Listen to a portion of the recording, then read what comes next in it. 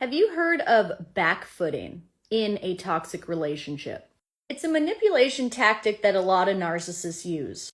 They accuse you of doing something that you're not doing, leaving you to be forced to be on your back foot or on the defensive at all times. It's a form of possessiveness and control.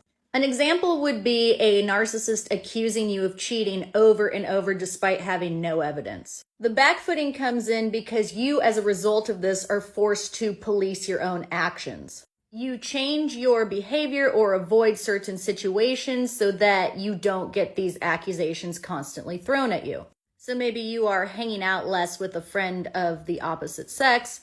Maybe you are giving this person full access to your social media passwords.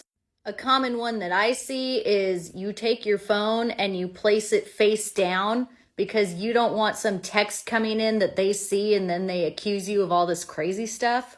It can be subtle things like that. The thing with backfooting is the narcissist doesn't even really believe these accusations most of the time.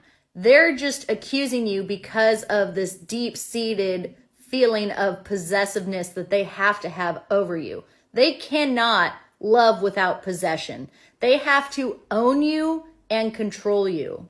And it makes it easier for them to isolate you, which abusers often do. Backfooting doesn't just have to do with cheating. You could be with a lazy narcissist and you ask them to do simple chores around the house and they accuse you of nagging or being too demanding. That forces you, in an attempt to not be a nag or demanding, to stop asking for him to do these simple behaviors and become hesitant about asking him to do basic chores. Backfooting can cause you to downplay your achievements because the narcissist is jealous when you are more successful than them. And backfooting is like being caught in quicksand because the more you try to defend yourself against the accusation, the deeper you sink into the trap.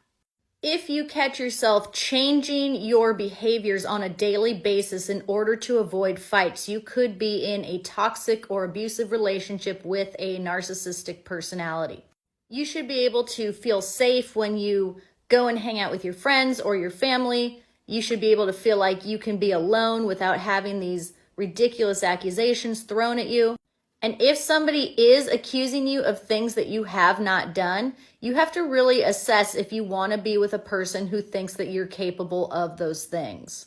And you do not have to respond to things that are just outright lies. You can gray rock and you can go no contact if that's possible for you.